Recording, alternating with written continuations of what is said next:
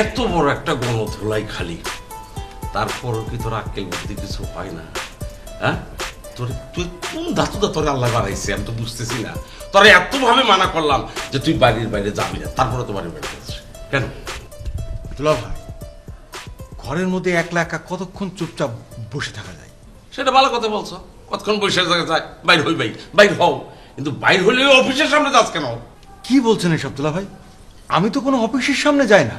আমার কাছে রিপোর্ট আছে না, তুই অফিসের সামনে গিয়া ফকিরের মতো রাস্তার মধ্যে বসে থাকছ।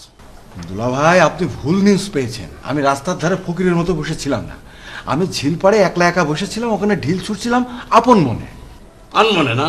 আচ্ছা ঠিক আছে, এক কাজ কর, এই ফ্রেশ হয়ে আজকে দুই ভাই একসঙ্গে খাবো। হ্যাঁ, তোরা পা কই গেলা?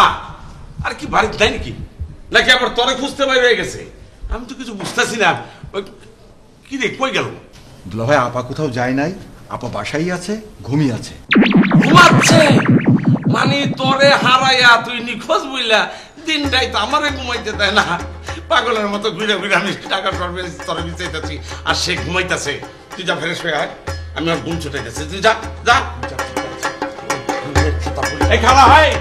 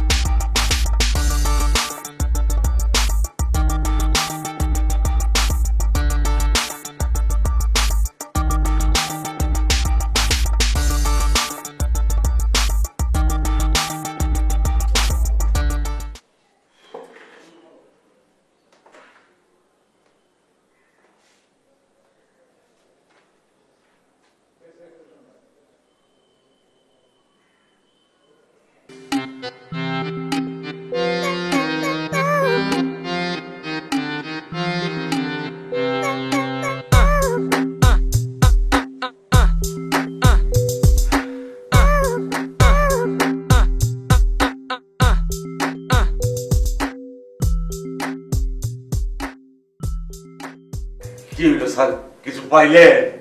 ভাবছি ভাবনার ভেতর কেউ ইন্টারাপ্ট করলে ভাবনায় ছেদ পড়ে।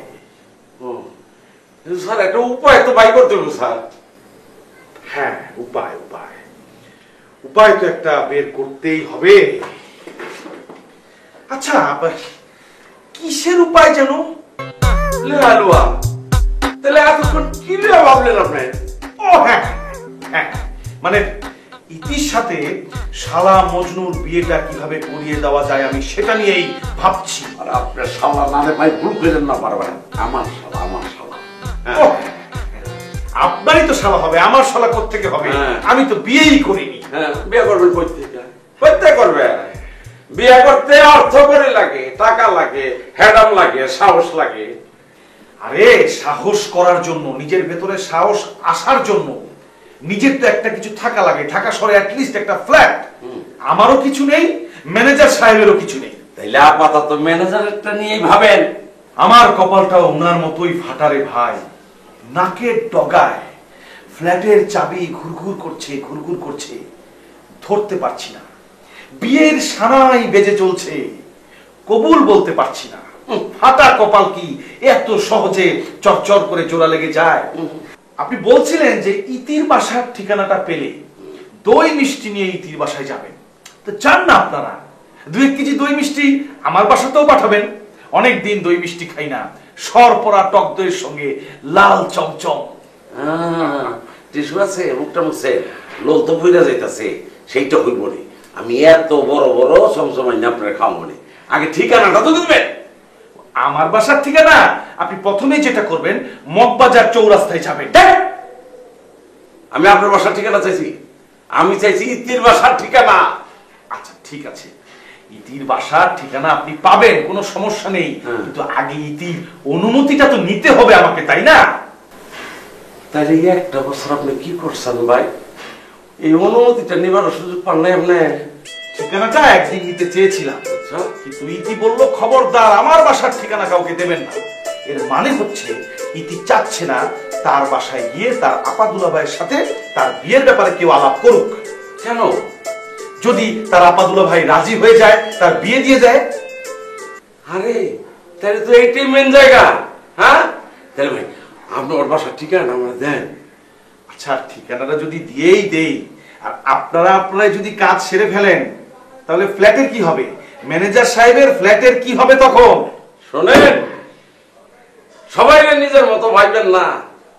আমরা এই মুখ দিয়ে জবান দিছি যে বিয়ে হয়ে গেলে ফ্ল্যাটের চাবি দিয়ে দেব, অবশ্যই দিয়ে দেব। ফ্ল্যাটের চাবি আপনারা দেবেন? অবশ্যই দেব। পাক্কা? অবশ্যই পাক্কা। কিন্তু ভাই আগে ঠিকানাটা দেন। আজকে যদি ঠিকানা লইয়ে বাড়িতে না যাই ভাই আমার নিজের ঠিকানা থাকবো না। তার মানে ভাবি আপনাকে অর্ধচন্দ্র সহকারে বাড়ি থেকে বহিষ্কার করে দিবে। ঠিক আছে, বুঝতে পেরেছি। আপনি আজকে চলে যান। আফটার অল একজনের পার্সোনাল ইনফরমেশন শেয়ার করার ব্যাপার তো আমি ইতির সাথে আর একবার কথা বলে নেই। আরো একটা ব্যাপার জানিয়ে রাখি, আপনারা চাইলেই ঠিকানা জোগাড় করে ইতির বাসায় দই মিষ্টি নিয়ে চলে যেতেই পারেন। আরে আরে কি মুশকিল, আপনি ঠিকানা না দিলে কই পাবো? আমিই দিব, মোবাইলে এসএমএস করে ঠিকানা দিয়ে দিব। কি ব্রিলিয়ান্ট আইডিয়া বলুন তো! ডিজিটাল যুগে ডিজিটাল পদ্ধতিতে আপনাদেরকে ইনফরমেশন দিব। ভাই আমরা জোরাত করে ডিজিটাল দেন আর অ্যানালগি দেন, তাড়াতাড়ি দেন ভাই, আমি আর পুরো উঠতে পারতেছি না। আপনি কোনো চিন্তা করবেন না, আমি তো দায়িত্ব নিয়েছি, নো প্রবলেম। তাহলে আমি আজকের মতো যাই ভাই। হ্যাঁ, আজকের মতো যান। মানে লাঞ্চ টাইম তো, চা নাস্তা খাওয়ালাম না, তাহলে বাসায় গিয়ে আবার ভাত খেতে পারবেন না। ওইসব কথা কইেন না, গঞ্জ অফিসের খরচ বাঁচাইলেন। তোর মানুষ আপনারা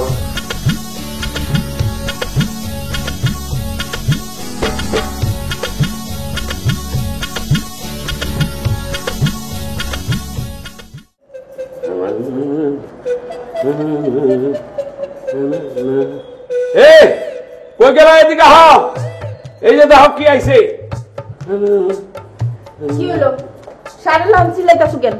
আরে সারের মতো না চিল্লাইলে তো তোমরা শুনো না, তোমরা তো মানে অভ্যাস খারাপ ঠসা। এই যে দেখো কি আইছে, এই যে দেখো, এই যে দেখো মোবাইলে কি আইছে। কি আইছে? আর দেখো না মোবাইলে কি আইছে। মোবাইলে কি আসে? মোবাইল তো ফোন আসে। কার ফোন? আরে কি কয় না কয় পাগল, এখন কি এই যুগ আছে খালি ফোন আসে? এখন ইন্টারনেটের যুগ, ফেসবুকের যুগ, মেসেঞ্জারের যুগ। দেখো মেসেঞ্জারে কি আইছে, যার জন্য এতদিন অপেক্ষা করতেছিল সেই মোহিনীর ঠিকানা আইছে। ম্যানেজার তার কথা রাখছে, মেসেঞ্জারে এই ঠিকানা পাঠাই দিতে। দেখো দেখো, এই যে দেখো ঠিকানা। মোহিনীর বাসার ঠিকানা পাওয়া গেছে? আলহামদুলিল্লাহ। তাইলে এইবার একটা উপায় হইল। কি উপায় হইল? আর বিয়ের ব্যবস্থা হইল। তুমি এক কাজ করো, কালই চলো আর বোন আর বোনের জামার কাছে গিয়া আমরা বিয়ার প্রস্তাব দিয়ে আসি। আর একটু সবুর করো, মাত্র ঠিকানাটা পাইছো। ওই যে অনেকটা টেলিফোন নাম্বার আছে, দেখো টেলিফোন নাম্বার আছে। এটা হলো মোহিনীর বড় বোনের টেলিফোন নাম্বার। বড় বোনের নাম হইলো সিথি। টেলিফোন নাম্বারও দিছে? হ, তাহলে তুমি এক কাজ করো, তুমি এক্ষুনি ফোন দাও। নাও দাও। আর একটু সবুর করো। নাম্বার দিছে, ঠিকানা দিছে, তাহলে সবুর করানোর দরকার কি? যত তাড়াতাড়ি পারি শুভ কাজটা সাইরা ফেলালি তো ঝামেলা শেষ। দেখতাছো না ওই মোহিনীর চিন্তা আমার ভাইটা দিন দিন নাওয়া খাওয়া সাইডা কেমন শুকায় যাইতেছে। শুকাক শুকাক, শুকানো ভালো। আমার মতো মোটা হইলে ডায়াবেটিক্স হইব। তা সাহেব দাদা কই? ঘরে তো আসছিল। গণধোলের শুধু একটা কাম হয়েছে, অন্তত ঘরের মধ্যে থাকে। কি? আরে ওই অফিসের সামনে খাড়াইয়া থাকাটা তো বন্ধ হয়েছে। আরেকটা গণধোলাই খাইলে ওই মোহিনীর বুকটার মাথা থেকে নেমে যায়। কি কইলা? না মানে আমি তেমন কিছু কই নাই। আচ্ছা কোনো ভালো কথা, এই যে ম্যানেজার আমার কাছে ওর বাসার ঠিকানা পাঠাইছি, তারপর আমরা যে ওর বোনের কাছে বোনজামার কাছে যাবো বিয়ার প্রস্তাব লইয়া, এগুলি কোনো করে যেন এই সাহেবজাদারা জানায় না। একেবারে ফাইনাল হয়ে গেলে তারপরে সাহেবজাদারা কইবা। কেন? মধ্যে জানলে সমস্যাটা কোথায়? আরে তুমি কি পাগল হইছো? ওই যদি জানতে পারে যে মোহিনীর লোক আমরা বিয়ার সাথে ঠিক করে ফেলাইতেছি, তাহলে তোর মাথা আরো সরাই যাব। সে মোহিনীকে যদি ফলো করতে থাকে এবং ফলো করতে গিয়ে যদি আরেকবার গণধোলাই খায়, তাহলে তুই তো কোমরের মাথা লইয়া খাড়াই থাকতে পারবো না। তুমি ঠিকই বুঝছো। আমরা আস্তে আস্তে আগাই, সুযোগ বুঝে সব ব্যবস্থা কইরা পরে ওর কানে দন যাইব। ঠিক আছে?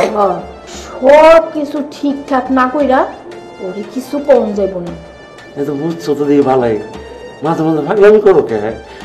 যাই হোক না, অফিস আইবার সময় রিক্সায় আইছি, এমন জ্যামে পড়ছি যে বইয়া থাকতে থাকতে থাকতে হয়ে গেছি, আর খিদাও লাগছে। পরে রিক্সাতে নেমে আইতে আইছি। তুমি যদি একটু চা নাস্তার ব্যবস্থা করো তাহলে আমি খাইতে আর কি। আমি হাত মুখ দিয়ে তুলে ঠিক আছে, এই নাও তোমার এটা যত্ন করে রাখো, যত্ন করে রাখো। জি স্যার। হ্যাঁ বসো। কাজ করছিলে? না, তেমন কিছু করছিলাম না, আমাদের সেকশনে একটা ঝামেলা হয়েছে, ওটা নিয়ে ডিসকাস করছিলাম। কি ঝামেলা বলো তো? একটা ইন্টারভিউ ক্যান্সেল হয়েছে। ও ওই যে আফ্রিকান উবুম্বানা দুম্বা কি যেন? জি, মিস্টার উকুবালা। হ্যাঁ, মিস্টার উকুবালা। আচ্ছা, উনি যে এত খেতে পারেন এটা তো আমি বুঝতেই পারিনি। মানে 1 ডজন কলা, 1 ডজন কমলা, 1 KG apple, Coke, biscuit, cake সব তো খেয়ে সাবার করে ফেলেছেন। একটা মানুষ এরকম খাদক হতে পারে এটা নিজের চোখে না দেখলে বিশ্বাস করতাম না। তো সমস্যাটা কোথায়? ওই মেয়ে কি আসেনি? অনেকক্ষণ বসায় রাখার পরে একটু আগে মেসেজ আসলো যে সে আসতে পারবেন না, তার বাসার মানুষজন নাকি একদমই রাজি নাই বিয়ে নিয়ে।